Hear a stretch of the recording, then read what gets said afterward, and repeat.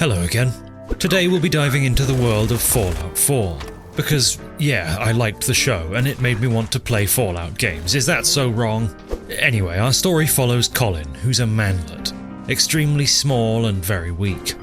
But what he lacks in size, he makes up for with his gigantic, wrinkled and pulsating brain.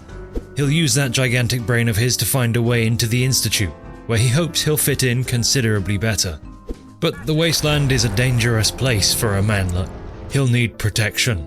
Big, metallic protection. So, naked and alone in the wastes, he finds a deranged old robot and cooks up a story about his son having been kidnapped. I'm going to get my son back. Before moving on in search of his big metallic muscle suit, which he has a strange gut feeling is somewhere over here. But as is ever the case, he's immediately distracted by a whirring box and its pipe, snaking off up the hill. He heads on up there, remembers the key for vats, and then proceeds to execute the random mix of mole rats and raiders that were occupying this hill. For his deeds, he's rewarded with a small collection of shotguns and ammo for them, before continuing to the site of his apotheosis. There it is. Beautiful. But completely inert. That beeping sound means we need a fusion core to make this suit actually do anything for us. My eye is drawn to this satellite installation. And if I know video games, there'll be a fusion core in there. And probably also raiders. Upon approaching the installation, Collin explodes. That's unusual.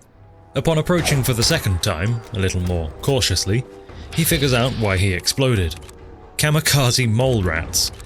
A fantastic innovation in Wasteland warfare. Anyway, into the satellite station, where in one perfect single attempt, Collin will make his way through, one-tapping all the bandits with expert marksmanship, grabbing a minigun from their leader, and stealing some rags and a helmet from their storeroom before finally finding the fusion core that we all knew had to be in here somewhere. With a core in hand, after a quick sleep, we can step into our forever home. Back in Sanctuary, we can see the various modifications it's possible to make to this suit, but we can also see that we can't currently make most of them, because we'll need levels in both Science and Armorer perks to unlock them. We can at least make the helmet slightly more protective though, because that seems like a fairly important part to protect. After demolishing everything but the toilet, we'll get back into our shell and move on. We've got some extremely basic starting quests to do, showing up in Concord like a knight in extremely rusty armor, eating Molotovs around at the local raider population. And all of the yeeting earned us a level, which we'll use to grab the first level of Science before heading into the museum, where suddenly everyone is incredibly tanky. I'm not sure what that's all about. But anyway, whilst moving through, filling raiders with about 600 lead pellets each, we'll grab another fusion core from downstairs, run up to finish off the last of the extremely suspiciously healthy bandits before ignoring just about everything Preston Garvey has to say. Yesterday there were 8, now we're 5. Up on the roof we get a pair of legs from the Power Armour here, completing our own set, before grabbing the minigun off the vertibird and preparing for some extremely excessive usage of ammo. This part of the game is supposed to be the early game power trip that you enjoy before stepping out of the Power Armour and going about your regularly programmed Fallout game. But this time, after throwing more 5mm rounds than the universe has atoms at a Deathclaw, we're keeping the suit on. Pretty much forever.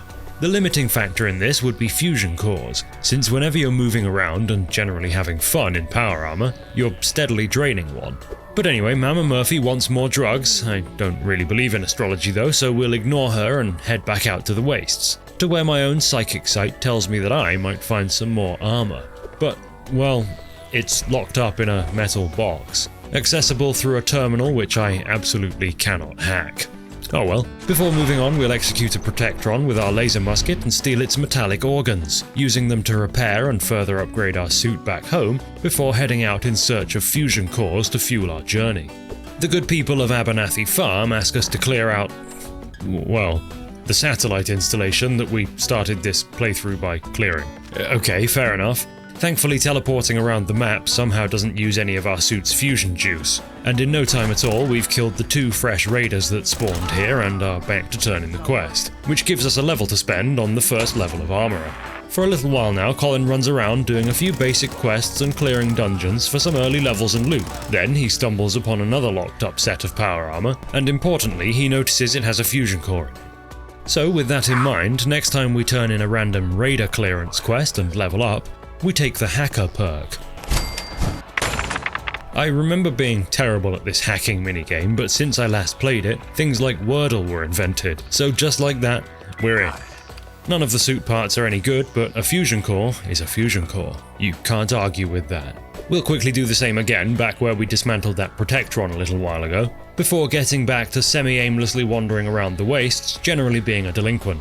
Trapping an eyebot in a little building, for example, thinking it would be funny to condemn it to a life of floating around in there before realizing that, actually, I'd rather like its component parts and gunning it down in captivity. A short while later, Collin finds an actual real sniper rifle. One that isn't made of plumbing parts for a change. And I must say, it's very satisfying to do some actual one-taps for a change. So after a substantial quantity of running around, being a menace, clearing raiders out of underground facilities and emptying a trailer park of its ghoulish populace, picking up a total of 4 spare fusion cores in the process, we'll once again head back to Sanctuary to polish up the turd that is our armor. No more rust. Very good. You know what else isn't rusty? Today's sponsor, World of Warships. With new content released every month ranging from ships, in-game nations, cosmetics, or even whole new ship classes, there's always going to be something new and shiny to enjoy in the beautiful 12v12 arenas, all of which feature dynamic weather and extremely wet-looking water. It's absolutely sopping wet. Take your pick of ship classes to dominate the oceans from, whether you're into battleships, cruisers, aircraft carriers, or wee little destroyers that zip around being a pain in the aft. Get it? That was a boat joke. Anyway, not a fan of being above water? Well, luckily for you, World of Warships now also features subs. The ones with torpedoes, that is, not deli meat. So, whether you want to play as a lone wolf or with a full naval division of your friends, assuming you have any, and whether you're on PC or consoles, new players can use my link below to get 7 days of premium account, 1.5 million credits, 500 doubloons and a choice of either the USS Phoenix, Japanese cruiser Kuma, French battleship Corbeil and Italian battleship Dante Alighieri, or the British HMS Wakeful after completing 15 battles. Okay, back to the Wasteland, where Collin has been working on modifying his arsenal, and now he's meal prepping. All of this housework took him up to level 9, so after thinking briefly we'll grab the Nuclear Physicist perk, which extends the life of our fusion cores. It also improves radiation weapons, but we'll probably never even see one of those on account of being level 9. Right, we're finally working towards Diamond City now, because if we want in on the Institute, we will eventually need to progress the main storyline. I'm not gonna lie, I kind of got sucked into the open world a little bit for the past 6 hours or so, but we're on track again now, I promise. That being said, I wonder what's in this flooded town. It's ghouls. Of course it's ghouls. It's always ghouls. There is also a shiny little Chicago typewriter here, which is nice, I suppose. We'll add it to our fast-growing collection of ammo-wasting machines and continue on into town through raiders, someone's creepy little torture room, and finally some super mutants, who, according to their orders, operate on the same set of core principles as the average Walmart shopper. Collin, being a manlet, lets Piper use him to get into Diamond City, but then his Sigma grind set kicks back in as he walks straight past the welcoming mayor towards his goal of Institute-related intelligence, which he gets from a child who tells him that they've been kidnapping people. The Institute? Sadly, it seems unlikely that they'll need a specimen as pathetic as Collin, so he'll have to find his own way in. On the way to the detective's office, he overhears some workers talking about the railroad. Anyway, he finds out that Nick the detective is being held somewhere nearby, steals some medicine on the way out, and then heads back to Sanctuary to plant some mute fruit trees. Because in Fallout 4, you need a whole lot of glue to hold your various crafts projects together. And you can turn these into glue somehow. Whilst back here, I get a little bit sucked into the home building stuff too, and end up making a bunkhouse with a dedicated space for the Commonwealth's most popular pastime: poop watching. Our scouts have found a promising spot for a new settlement. I actually got sucked even deeper into this and ended up doing a few quests for Preston, clearing the Starlight Drive-In and setting up a recruitment beacon. Come on, Collin, get your head back in the game. You're supposed to be working towards a better place, not getting comfortable up here in the wastes. That would be far too uplifting a character arc for you. Back to work. After putting down a large irradiated bear, Collin finds his way into Vault 81, where the inhabitants ask for fusion cores. 3 to be exact. He tells them he's got exactly what they need and they let him in, so he proceeds to massacre them like caged animals. Nah, I'm just kidding. Apparently they're essential characters, so you can't actually do that, which is kind of lame, but in any case, we're not giving them fusion cores, so it's back out we go. Clearing out this boat and its quite well-equipped raider inhabitants before having a sleep in their bed and getting a job at the Cambridge Polymer Labs. The role includes, but is not limited to, stealing valuable lab equipment, hacking computer terminals, and killing glowing ghouls with sick 360 headshots. Finally though, we do the science we came here to do, and make a piezonucleic Power Armour chest. Hey, that's pretty good. Better than the one we're currently wearing in any case. After all that running around and having fun, we can go back home to Sanctuary and start painting our suit green, which will increase our strength. Somehow. Unfortunately, we're short by 1 nuclear material to finish the job. Carla, do you have anything radioactive? Of course you do. So, with that, our suit is now green, and Collin is slightly stronger whilst wearing it, which I did primarily for the carry weight bonus, because I hate being over-cucumbered in Bethesda games. Next, we'll head to the Mass Pike Tunnel, which is apparently overrun by ghouls, and on the way I'll have a fun and interesting experience with the local insect population. Yeah, good stuff. Right, anyway, the tunnel is indeed full of ghouls, including this legendary one, whose legend ends with its head being popped whilst it sleeps in a puddle. It drops a metal left leg. Wow. Awesome stuff. After about 1 billion more ghouls, to which it turns out grenades are a pretty good solution, we hack our way into some further service and storage tunnels, hoovering up industrial quantities of stimulants and vodka before spotting this weird little blocked-off storage room that appears to contain a full set of some advanced power armor. Oh, won't they? After trying in vain for a while to get in, my gamer senses tell me that it's part of a DLC quest or something. This one, as it would happen, speak of the devil. So obviously that's exactly what we'll do next. After heading back to Sanctuary and spending a full night of passionate lovemaking with Preston, Another settlement has sent word that they need our help. Collin heads out towards Watts Consumer Electronics, chasing after quest markers. On the way he finds super mutants, a near bottomless supply of mole rats, and then this place, Covenant. You here visiting Covenant, pal? Oh dear. I feel a side quest coming on. Collin is interviewed for entry, the safe test, and he answers like the stable genius he is. If you did that, it'd cause parabolic destabilization of the fission singularity. Yeah. So of course, they let him right in, and he's immediately faced with this woman, making, well, something. After visiting the village shop, we bump into this Nord that's escaped from Skyrim. He says a caravan went missing here and is convinced that the town have something to do with it. And so begins the quest. They make some weird specialty lemonade here, sold by another deranged robot, and despite the townsfolk saying the caravan never stopped here, there's some of it at the wreck. Elementary stuff, my dear Watson, their story just doesn't line up. So back in town, Collin stealthily slinks out of his suit and skulks up behind the sheriff to pinch the keys to the one locked house in town, where he hacks his way into a computer, presumably saying, "I'm in," at some point, and reads about where they've been taking people that they believe to be synths, or something like that, I'm not sure. My reading comprehension has gone downhill fast since I learned that books are a psyop by the cloud people designed to keep us sleepy. Anyway, Collin and the Nord head out to the secret location to aerate some skulls with a variety of implements ranging from gun butts to bullets. After, well, quite a lot of that sort of thing, they find the lady professor in a kind of hybrid meth lab / prison complex, and she tries to explain to us that they're developing a way to detect synths in the hope of foiling the Institute's plans. Foiling the Institute doesn't serve our goal, so Collin refuses her offer and executes her, freeing Amelia Stockton, who I think is relevant to a later quest, but I'm not going to lie, I haven't been paying much attention, so I couldn't be completely sure. After leaving, I just started running in a semi-random direction and stumble upon even more power armor. Turns out the Wasteland is just absolutely rife with the stuff if you know where to look. It's a partial T-51 set, so after taking it back to Sanctuary for some upgrades and a paint job, we now have that Sonic the Hedgehog-ass single combined eye slit. So finally we're off to Watts Consumer Electronics on the quest that I believe leads to an even better suit of armor. There's some kind of shrine to a mythical hero figure called the Black Devil here. A note directs us to a broadcast tower where we apparently need to upload some specific music or something. So after waking up the various combat and non-combat robots and then putting them straight back to sleep again before looting everything even remotely valuable in the store, we'll plod across the river towards this tower. On the way there, we find even more T-51 armor, which is nice, and once we do arrive, we're confronted by some Enclave folks. Which is less nice, but still actually quite nice, because they all use laser weaponry, which keeps us well stocked with fusion cells for our own laser weaponry.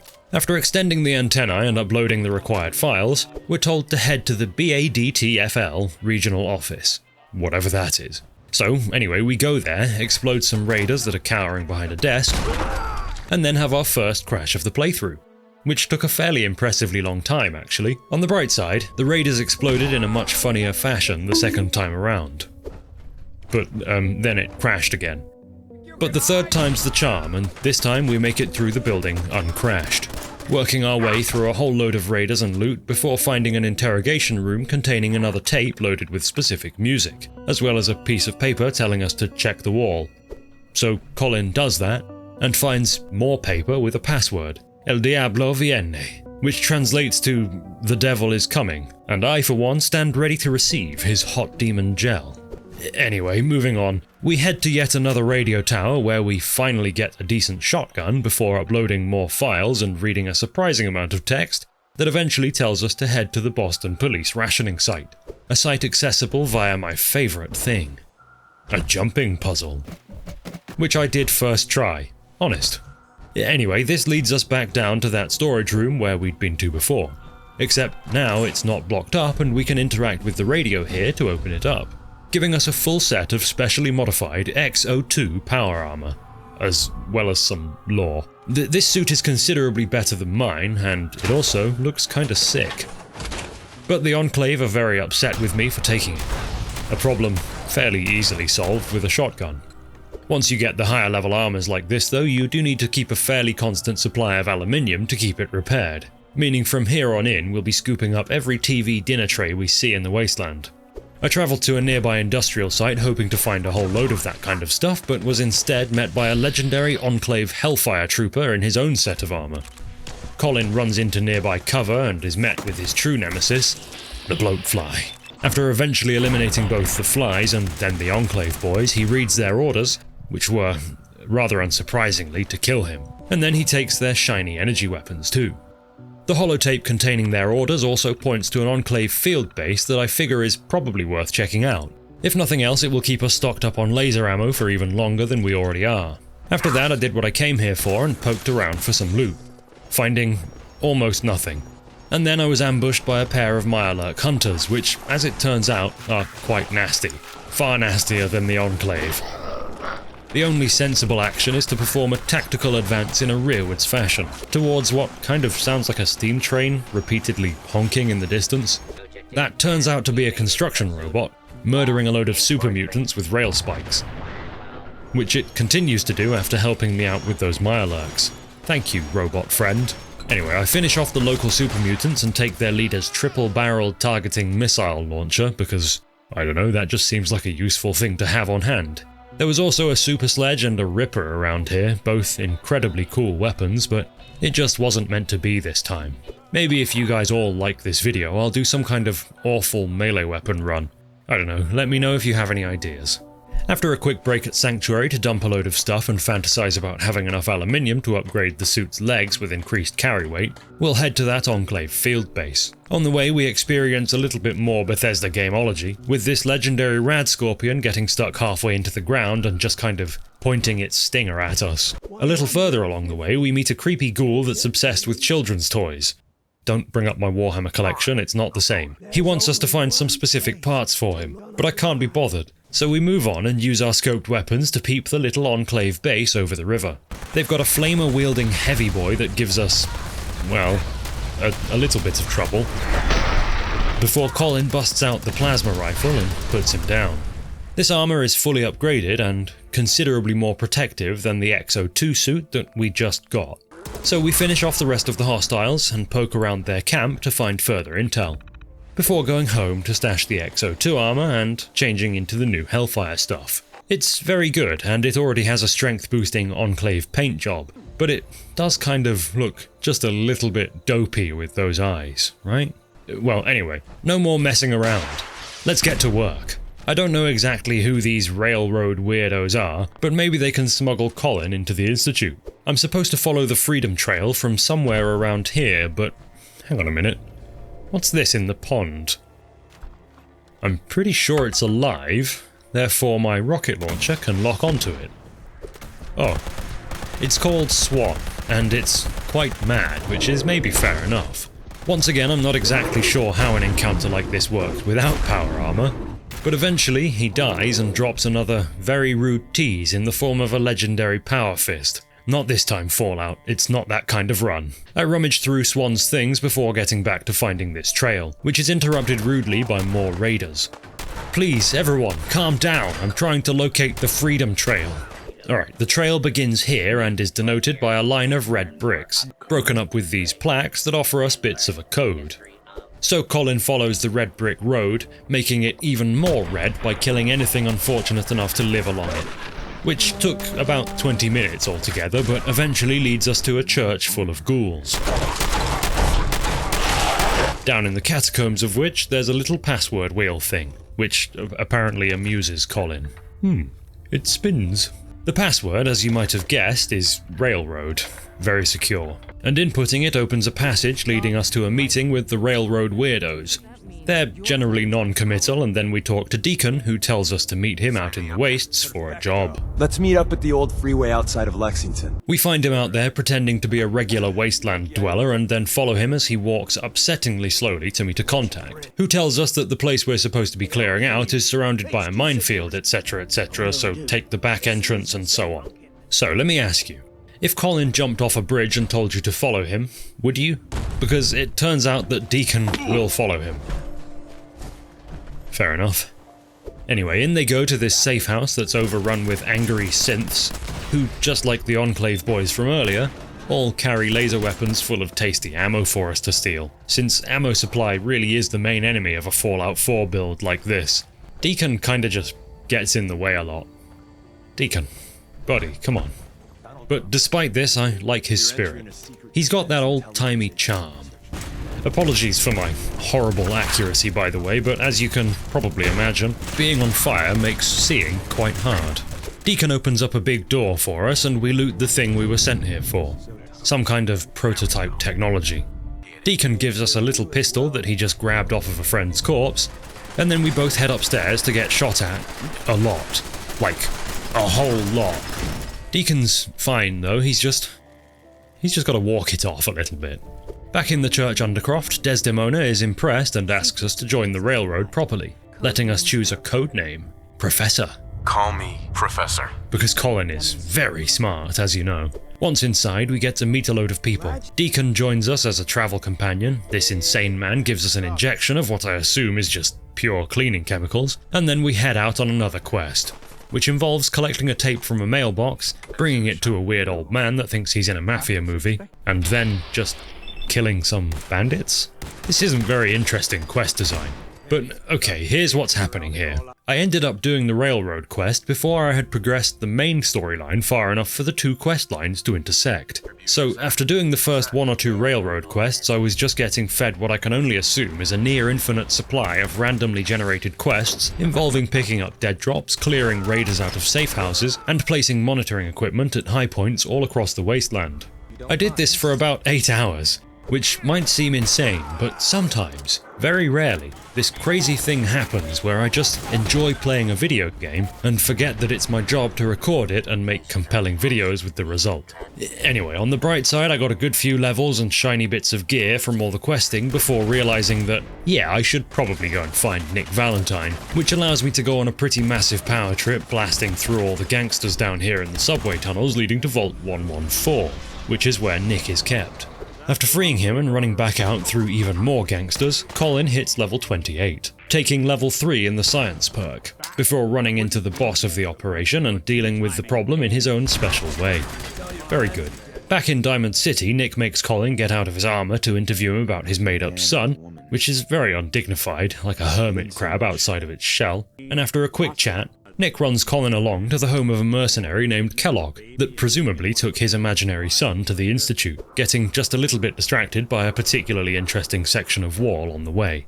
And then realizing that neither of us are good enough at lockpicking to break into his home, meaning we have to head on up to the mayor, ignoring Piper and his secretary to ask him nicely for the key, which, kind of surprisingly, just works. Thankfully, the mayor's office has no windows, so we can leave very quickly and get back to our work, searching the mercenary's house for anything suspicious, like a secret man cave compartment full of cigars, beer and guns. Ah, he's a prepper. Truly a man after my own heart. Anyway, apparently we can use dog meat to track him down thanks to his very particular taste in cigars and beer.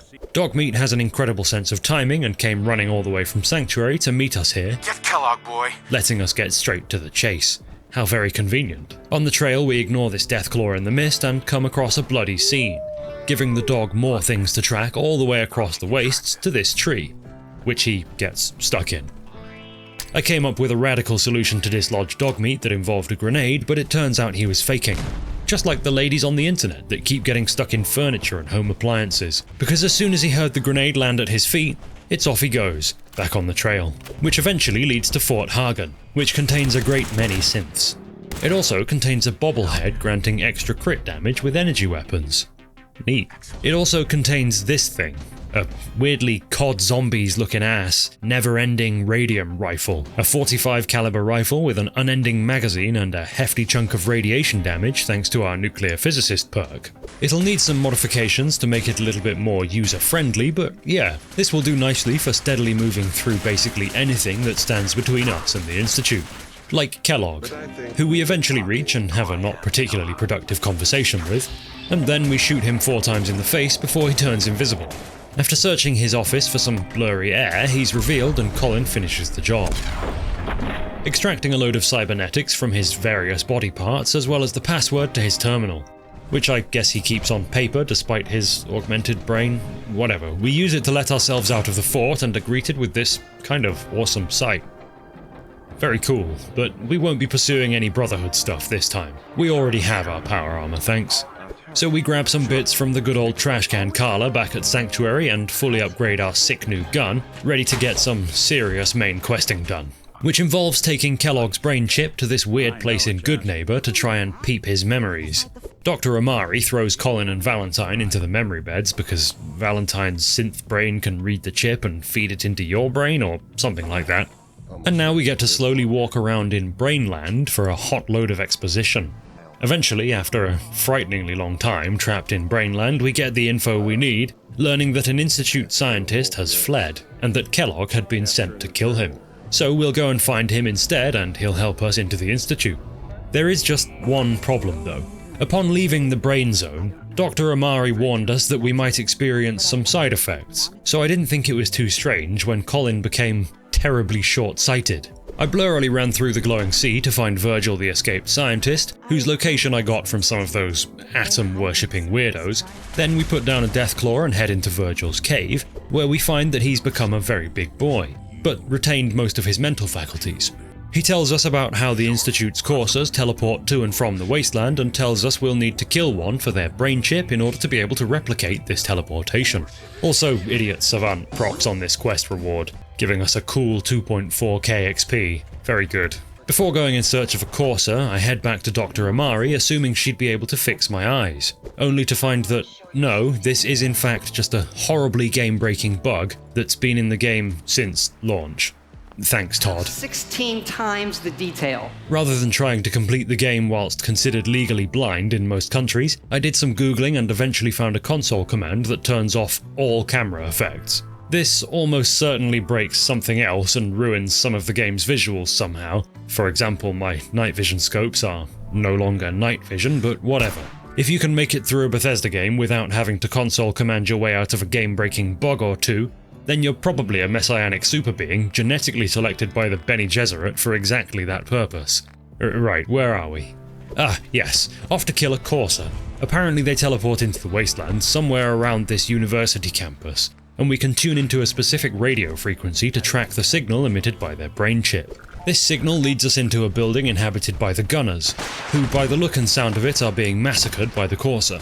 So Collin gets in on the action and starts carving his own path upwards through countless people in green armour, eventually leading to a master level terminal in the command room, which I get into on the first try because, as I mentioned earlier, I'm a stable genius. Or was that Collin who's the stable? Anyway, that was just a loot room, it turns out, and the Corsair is a little bit further up, and asks us what we're here for.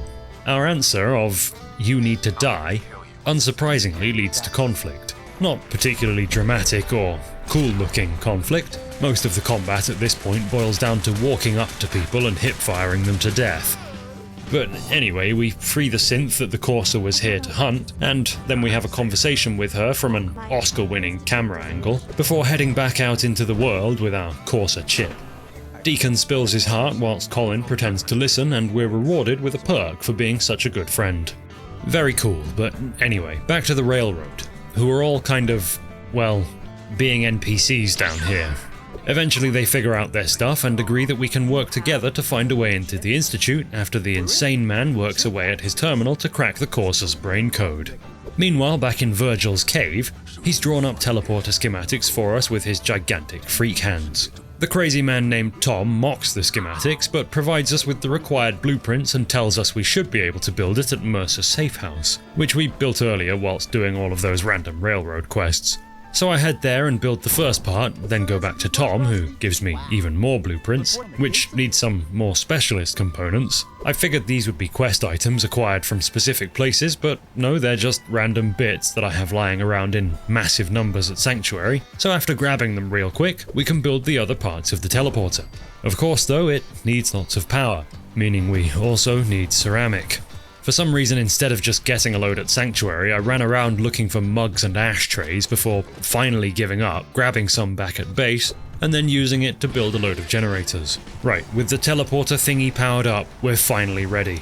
Desdemona has a whole lot to say to us, but I'm not gonna lie, I missed it all because my girlfriend was talking to me, so I have no idea what I agreed to do for her. But it doesn't matter anyway, because after a long build-up sequence that may or may not have normally involved more screen space effects that I disabled earlier, we're in. At level 32, our mission is complete. We're shown a synthetic child for some reason. Collin towers over him for a while and then moves on to meet Father. Father? Who looks a lot like Collin for some reason. He asks if we'd like to stay, and of course, we will. Immediately running over to the bioscience department to meet the big monkeys. Now we can finally shed our outer shell and drop all of this garbage here for good. Collin has found his new home. Somewhere he'll fit in with his tiny, useless body and his gigantic psychopathic brain. Somewhere to remain indoors. Please, do like Collin. Remain indoors. It's not safe outside. There's synths out there, apparently. Whatever you do, thank you so much for watching. If you liked the video, then click like. And if you want to see more of it, subscribe. And until next time, goodbye.